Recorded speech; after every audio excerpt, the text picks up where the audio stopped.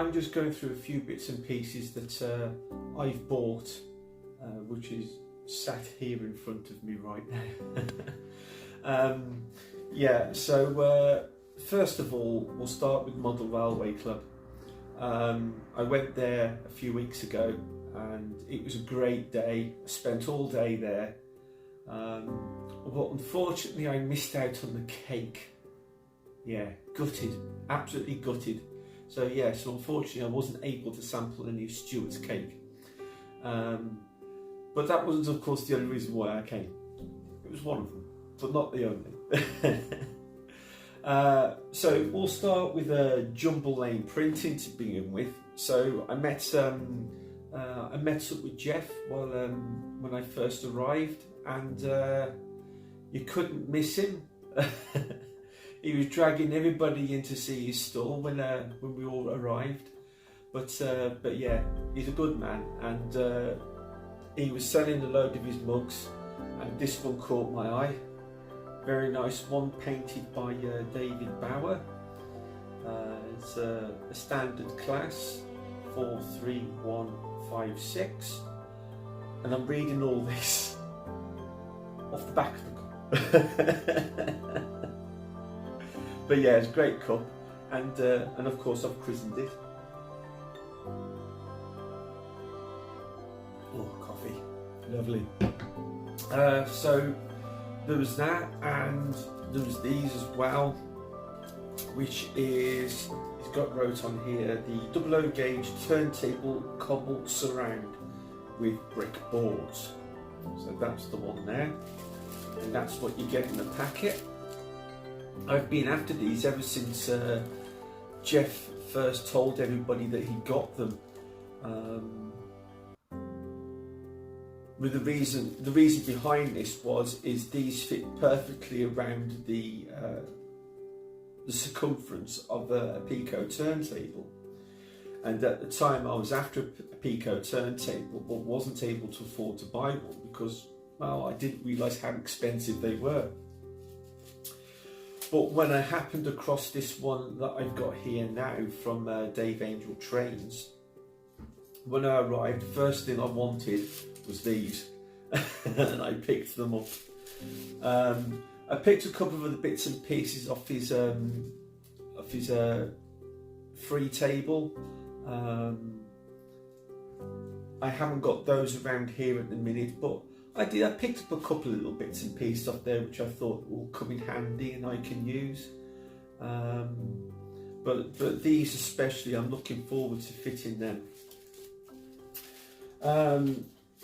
Then my sorry, I've got to have another drink. Finish this off. So my next port of call was the second-hand store, and of course you all know I like art. And we'll start off with this. I bought an A4 Golden Eagle body. Now this body is a Bachmann body, and I paid £15 for that. And I thought that was an absolute bargain. It really was. It's not perfect. It has got the whistle missing on the front here. But other than that, it's in pristine condition, and I was able to use a spare Flying Scotsman chassis that I've got lying around at the moment. I've just borrowed that from another engine, and then using its tender as well.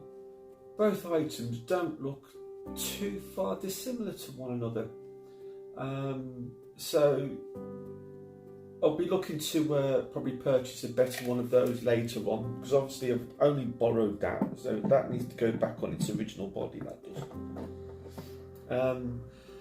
But that is Trang Hornby Flying Scotsman, and the chassis fits into the body quite well. I've used the existing screw on the back of the body to fix it with, and it's just a nice tight fit on the front, and that's it really. I've had to do no modifications whatsoever, so which is a bonus. I can just literally take that now, unscrew it and pop it back in the other body. So yeah, so I'm on the hunt for one of those now. While we're on the subject of A4s, I also bought this, which is a Lilliput A4. Now this isn't without its issues. I've paid £30 for this. It's all there. Just quickly show you. It's all there. The only problem being is the chassis has suffered very badly from mazak rot. And what I've done here, I don't know whether you can see very well or not, but I've actually tried to make another chassis. It hasn't gone very well at all, I will add. It works, but not very well. Not very well at all. So I have two options with that at the minute. The one option is to see if I can try and source another chassis that hasn't got the mazak rot, or buy a Hornby motorised tender and fit that to this using the tender body that comes with this. That seems to be my only options at the moment. But, you know, considering the fact that these are selling on eBay for around £70 upwards, I think it's a good buy. I can probably pick up a new motorised tender for probably about 20 quid, something like that. So £50, I've got myself a very nice A4. And going back to the Golden Eagle, oh, by the way, that's a Merlin. Going back to the Golden Eagle, a full Bachmann locomotive, second hand is going to set you back at least at £100 or more. So, for the sake of a new chassis and a new tender, which is probably, if I go for the Trang Hornby variant anyway, that's probably going to set me back probably about £30. So for £45, I've got myself a Bachmann A4-ish. Bachmann stroke Hornby A4. Okay, one of the other bits that I bought from there as well was a turntable motor kit. It all came in this box. It's a bit of a sad story, like probably very many others are, but a lot of stuff that were for sale that day, this included, were all torn out of a layout the previous day, which used to belong to one of the warley members that had passed away recently. It is horrible to see, but at least they know that all this stuff is all going to good homes, so they know that we'll look after them. But anyway, so part of the kit was with this stuck on the top, and then inside some bits and pieces and the motor there. I've tested it, it does work very nicely. I've even given it a spot of oil as well, just help it out a little bit. So that will be going onto the Pico turntable when it's eventually fitted properly. Put those to one side. And then another locomotive that I've got is this. It's a very nice Hornby locomotive called Yorkshire. I'll pull him out the box. And again, these are retailing around. I mean, I'm using eBay as a reference here. So whenever I look at new items, I'll quickly have a look on eBay, see how much they're roughly being sold for, and I use that as my guide price. So for one of these, I can pick up one of these on eBay for around between 60 to 70 pounds, and this is it. I've seen on eBay that it is a motorised tender, or should be a motorised tender on one of these, but I'll get to that in a minute. But just for the locomotive itself, they're selling for about £40. Now, the problem with this one is the fact that it is a non-runner, as it was said on the box, and I've only paid £10 for this. But one of the reasons why this is a non-runner, there's nothing wrong with the loco itself, but it's the tender. What they've done here is, I'm not sure whether this is a kit or off another brand. It has no maker's markings on it at all, but this is completely die cast. This is it's very heavy, but it's a freewheeler. So I mean, for now I can use this as like a double header. It's got real coal inside it, which goes all the way down to the opening there as well. And it's even had all its brake lines and stuff underneath. It's a very, very nice detailed model,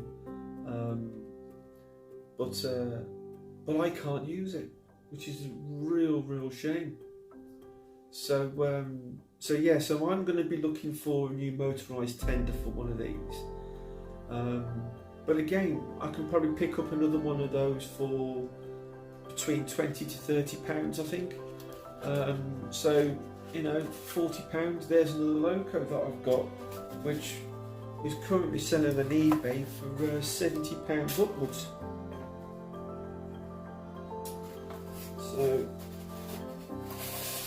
yes, loads of bargains, loads and loads of bargains. Okay, next. What else did we do? Oh yeah, I also bought 4 coaches as well. I bought 2 Airfix coaches. They were very nice. Absolutely nothing wrong with those whatsoever. Both are LMS. And here's the other one.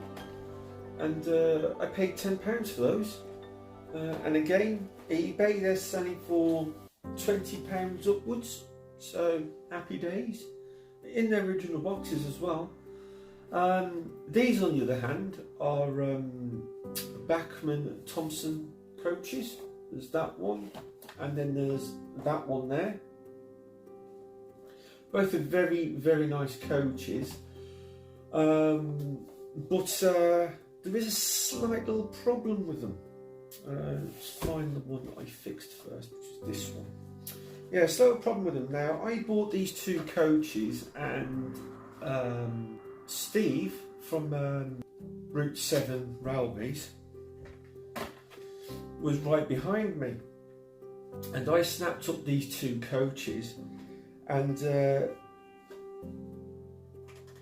I didn't realise, but he snapped up the other 2 that were there as well. Now, I'm not too sure whether Steve had the same issue with his coaches as I've had with mine, but what's happened with these, I mean, this one I've managed to repair, but the first thing I did with these ones is what they'd done is they'd cut the couplings completely off. But what they did with these 2 boxes was they left the couplings they cut off in the boxes. Now with this one I was able to actually re-glue them back on, which was quite fortunate. And I also added steel wheels to the underside too. That one I was able to repair.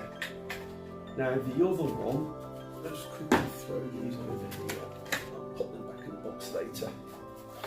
This one, however, was a slightly different story. I was unable to glue the couplings back onto this one.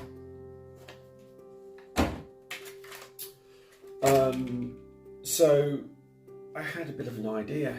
So here's the other one. Again, some great detail in these Bachmann coaches.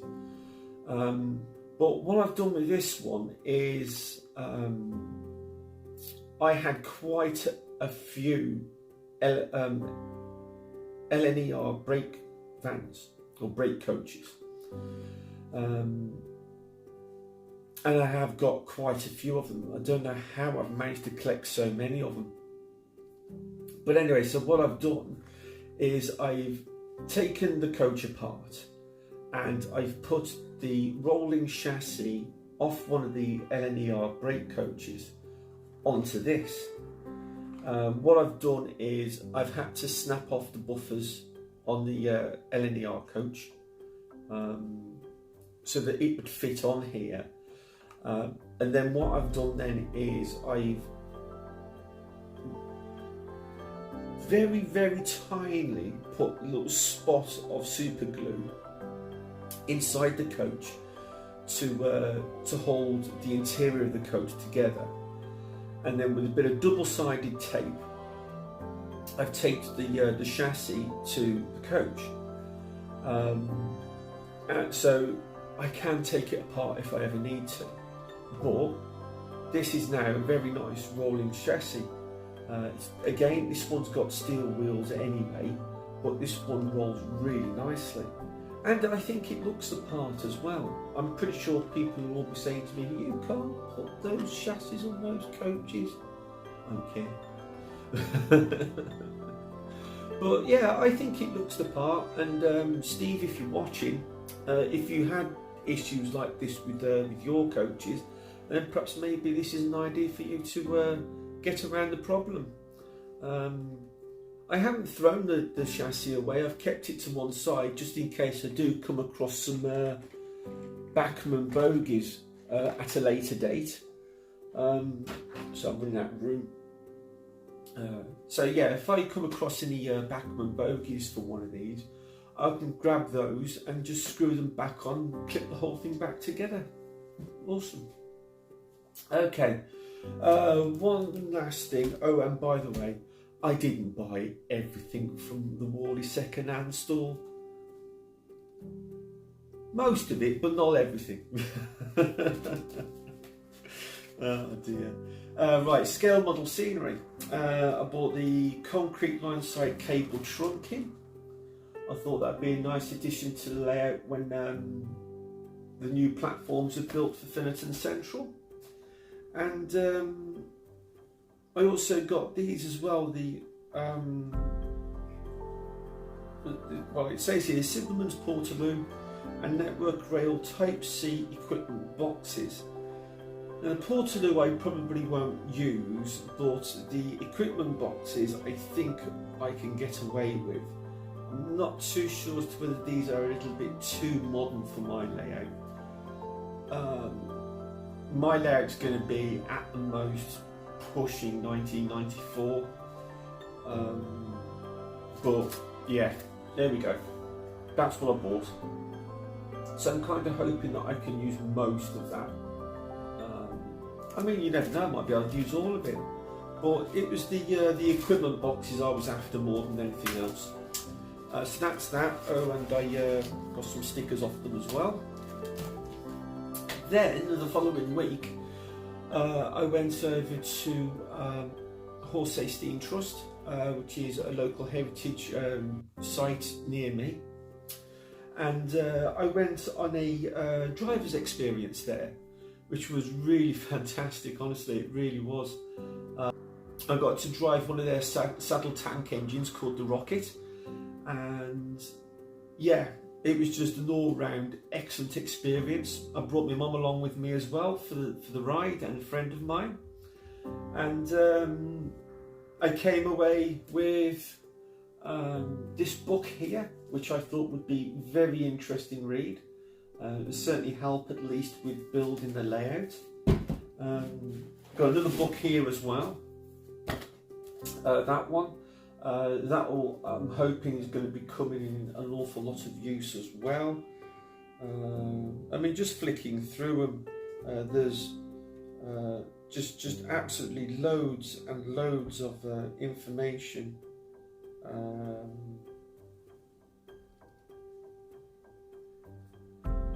Yeah, just absolutely loads of information on these. mean, there's pictures here that I think they were going to consider turning Green Arrow into an A4 sort of style locomotive. So yeah, that probably would have been interesting to see. But so there's loads of information on those. The young girl that was in the cafeteria is a bit of an artist, and she drew that, and has very kindly put a note on the back of it for me as well. So that was very nice. What else we got? Oh, we've got another book here. I'm sure people around my age will probably remember those. So yeah, take you back to my my youth with all the train spotting I used to do. But yeah, interesting little read that one is. And of course, my mum had to buy this. There we go. Mum, I am never wearing this again. There we go. I've done it. All right, lovely. Right, okay. So there is some real exciting progress happening with the layout at the moment.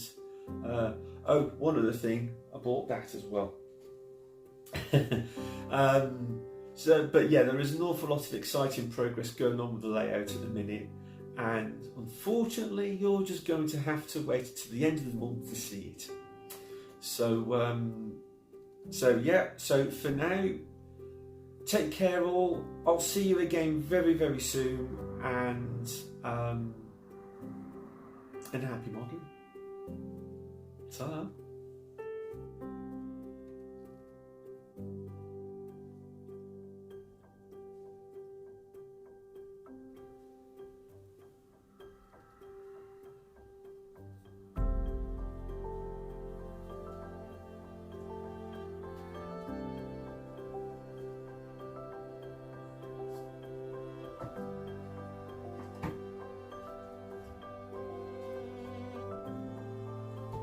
Let's put this back in. Shit, the camera's still on.